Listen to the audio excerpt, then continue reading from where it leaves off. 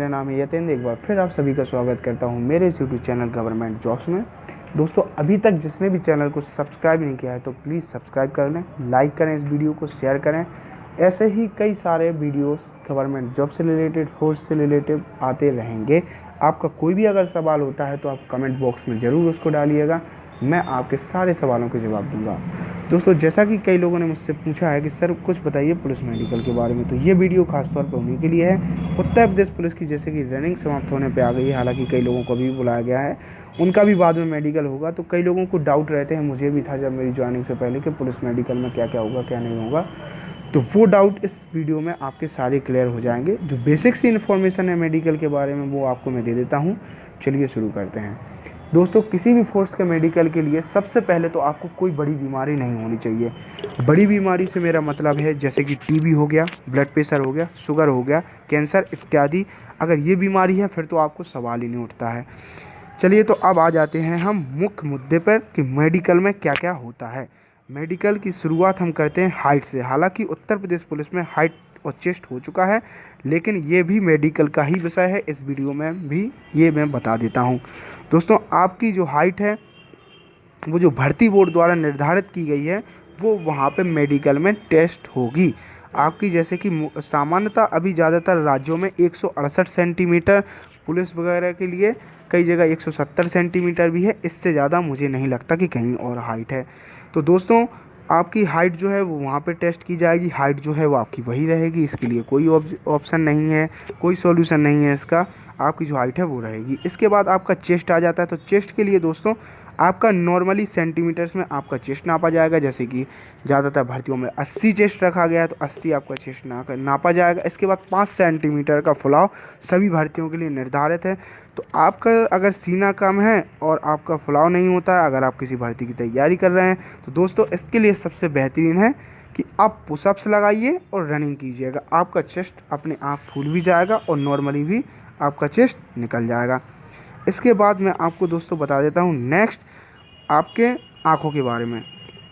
तो आँखों के लिए मुख्यतः दोस्तों क्या होता है कि आँखों में आपको सिंपल सा इस तरह का बॉक्स रहेगा जो लगा होगा सामने की दीवार पर। आपको कांच में देख के ये बॉक्स को बताना है कि इस पर क्या अक्षर लिखे हुए हैं। दोस्तों, इस बॉक्स के लिए अगर आप घर पे भी इसको टेस्ट करना चाहते हैं या मेडिकल के पहले इसको टेस्ट करना चाहते हैं तो यह बॉक्स आप किसी भी ऑप्टिकल्स की दुकान पर चले जाइए, किसी भी नेत्रालय में चले जाइए, किसी भी अस्पताल में चले जाइए, आप अभी भी अपने आँखों का टेस्ट करा सकते हैं। दोस्तों, इस पर जितनी भी लाइनें हैं वो आपको वहाँ पर पढ़ाई जाएंगी। आपको एक आंख बंद कर एक लाइन पढ़ाई जाएगी, दूसरी आंख बंद कर और लाइनें पढ़ाई जाएंगी। तो इसमें क्या प्रॉब्लम आती है दोस्तों, जैसे कि आपसे एक आंख बंद करने को कहा जाता है तो आप अंगुलियों से एक आंख की पलकों को ही बंद कर लेते हैं।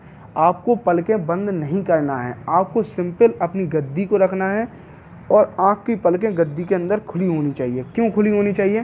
क्योंकि अगर आप आंखें बंद कर लेंगे तो आपका विज़न कुछ सेकंड के लिए चला जाता है या कुछ धुंधला सा हो जाता है। आप अभी भी टेस्ट करके देख सकते हैं। आपकी पलकों को गद्दी से दबा लीजिए, जो दबाव बनेगा उसके कारण आपका विज़न कुछ सेकंड के लिए धुंधला सकता है। तो ऐसा नहीं करना। एक आंख के ऊपर आप आंख की पलकों को अंदर खुली रखिएगा, गद्दी को उसके ऊपर रखिएगा और आप एक आंख से पढ़िएगा, दूसरी आंख जब बोलें तो दूसरी आंख पे ऐसा हाथ रख लीजिएगा। तो ये थी सामान्य सी जानकारी। अब मैं आपको बता देता हूँ। इसके बाद आपका यूरिन टेस्ट लिया जाएगा। यूरिन टेस्ट के बाद आपकी कानों की जो सुनने की क्षमता है वो टेस्ट की जाएगी। आपके पर्दे वगैरह में कोई भी तरह की खराबी नहीं होनी चाहिए। इसके बाद दोस्तों आपका एक्सरे लिया जाएगा, एक्सरे रिपोर्ट उसकी चेक की जाएगी।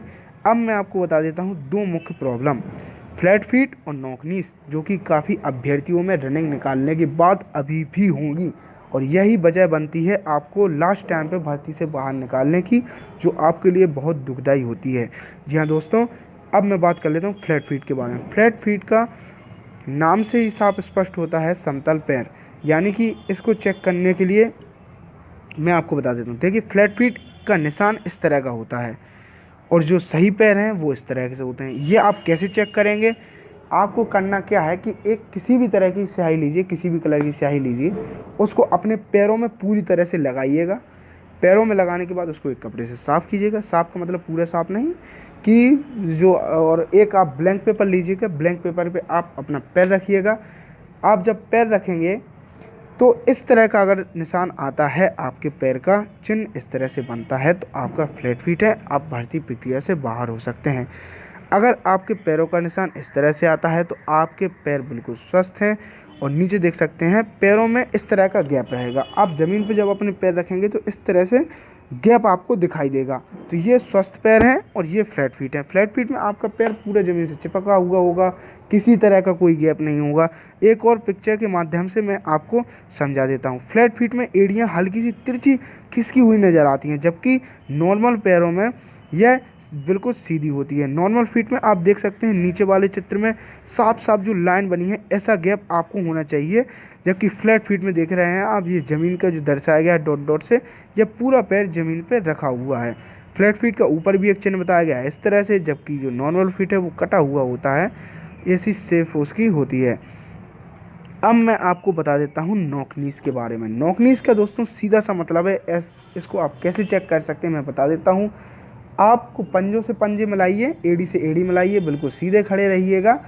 अगर आपके घुटनों के बीच में गैप है, जैसा कि इसमें पिक में दिखाया गया है, इस पिक्चर में दिखाया गया है, अगर आपके घुटनों के बीच में गैप है तो आपके पैर बिल्कुल भी ठीक हैं, आपकी नॉकनीस नहीं है।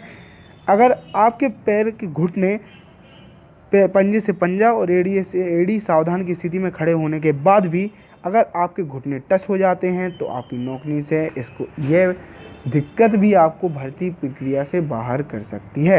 ये दोस्तों यह प्रक्रिया भी भर्ती से आपको बाहर कर सकती है। इसके बाद मैं बता देता हूँ कलर ब्लाइंड के बारे में। कलर ब्लाइंड दोस्तों, जैसा कि आप इस चित्र को अपनी मोबाइल स्क्रीन पर इस समय देख रहे होंगे, सबसे पहले अगर जिसको कलर ब्लाइंड नहीं होगा तो वो साफ साफ अभी पढ़ रहा होगा कि इस पिक्चर के अंदर कौन सा अक्षर है। दोस्तों एक नॉर्मल सी बुक रहेगी, उसमें इस तरह के कई सारे चित्र होंगे जिसके अंदर अक्षर कुछ इस तरह के रहेंगे। दोस्तों कलर ब्लाइंड का मतलब ये होता है कि कई लोगों को कलर समझ में नहीं आते। जिनको कलर ब्लाइंड की दिक्कत होती है वह कलरों को समझ नहीं पाते हैं, उनको कोई कलर किसी कलर में मिला हुआ दिखाई देता है। आप देखिए इसके अंदर 12 लिखा हुआ है, 1 और 2। आपको सिंपली जो बुक रहेगी उस पर इस तरह के चित्र रहेंगे, उसको आपको पढ़ देना है। अगर जिनको अभी कलर ब्लाइंड होगा उनको यह चित्र पूरा मिला हुआ दिख रहा होगा, इस पिक्चर में किसी भी तरह का अक्षर उनको नहीं दिखाई दे रहा होगा, जैसा कि इस पर 1 और 2 लिखा हुआ। तो ये थी कुछ बेसिक्स की जानकारी जो इस वीडियो से आपको अच्छी तरह से समझ में आ गया होगा कि मेडिकल में क्या क्या होता है दोस्तों। तो आज